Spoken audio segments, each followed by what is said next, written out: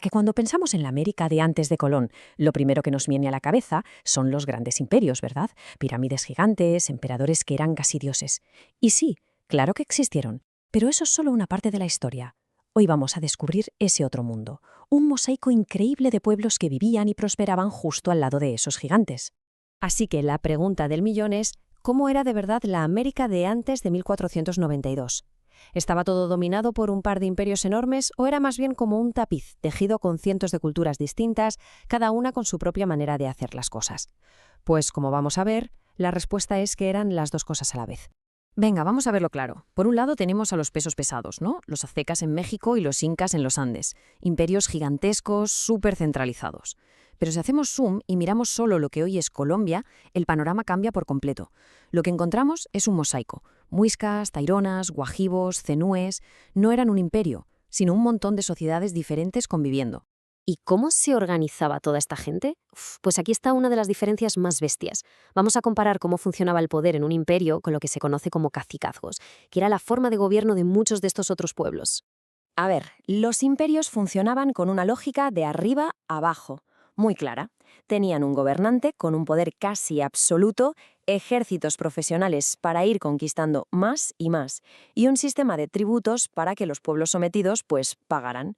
Los aztecas y los incas eran auténticos maestros en organizar todo esto a una escala brutal. Y esta frase lo resume a la perfección. Para los incas, su líder no era un simple rey. ¿Qué va?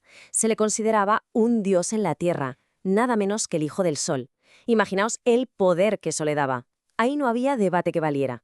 Y ahora, el contraste. En la actual Colombia no había un único poder. Había de todo. Los muiscas, por ejemplo, se unían en federaciones, como pactos entre jefes locales. Los taironas llegaron a construir ciudades con una infraestructura alucinante. Y luego tenías grupos nómadas, mucho más igualitarios, sin un jefe supremo. Era un auténtico puzzle político. Ojo, que esa diversidad no se quedaba solo en la política. También se notaba, y mucho, en cómo cada pueblo se las ingeniaba para adaptarse a su entorno. Y no hablamos solo de levantar pirámides, sino de una ingeniería para el día a día que era sencillamente brillante. Fijaos bien en esta frase porque es la clave de todo. En una zona de Colombia que se inunda a lo bestia todos los años, sus antiguos habitantes no salieron corriendo. Todo lo contrario, usaron el agua a su favor. ¿Cómo lo hicieron? Pues con una de las obras de ingeniería hidráulica más espectaculares de todo el continente.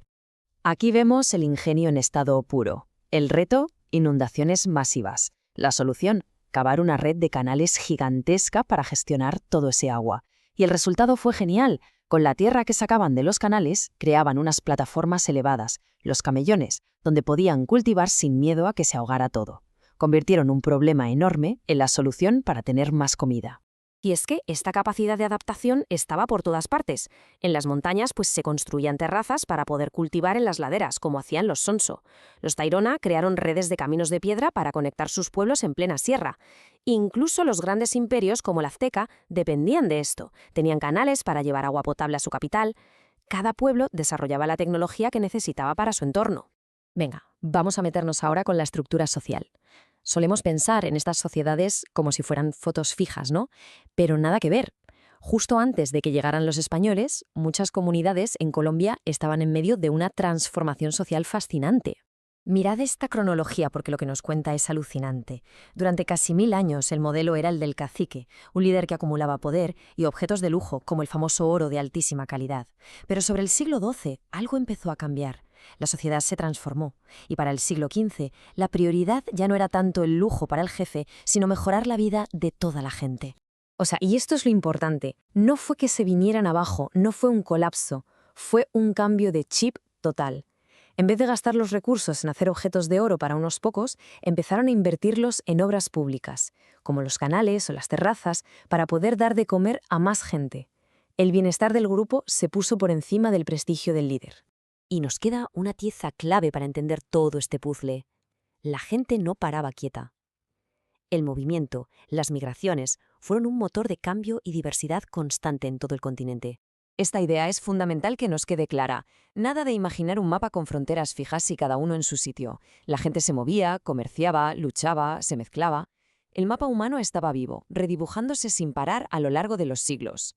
Y ojo, que no hablamos de un viajecito, hablamos de migraciones masivas que duraron miles de años. Grupos como los arawaks, que salieron del corazón de Brasil y llegaron hasta el Caribe, los carib, que se expandieron por el Amazonas, o los chibcha, que bajaron de las montañas hacia los llanos. Y cada uno de esos movimientos traían nuevos idiomas, nuevas tecnologías, nuevas ideas. Y lo más interesante es qué pasaba cuando estos grupos que llegaban se encontraban con la gente que ya vivía allí. No siempre era conflicto, ni mucho menos. Muchas veces, de esa mezcla, de esa fusión, nacían culturas y tradiciones completamente nuevas. Así, poco a poco se fue tejiendo la increíble diversidad del continente. Entonces, para que nos quede clara la foto final. Por un lado, los imperios, poder centralizado, estructura unificada, jerarquías muy rígidas. Y por otro, este mundo de las sociedades colombianas, un poder mucho más repartido, un mosaico de culturas y, sobre todo, sociedades que estaban vivas, cambiando y reorganizándose en ese preciso momento. Y esto nos deja con una última reflexión. Acabamos de ver que estas sociedades no eran algo fijo, sino que estaban evolucionando, cambiando sus prioridades del poder de unos pocos al bienestar de todos. Así que la pregunta es inevitable. ¿Qué habría pasado? ¿Qué caminos habrían tomado? ¿En qué se habrían convertido si su historia no se hubiera cortado de una forma tan radical? Es una pregunta que no tiene respuesta, claro, pero que nos ayuda a entender la verdadera complejidad del mundo que había aquí antes de Colón.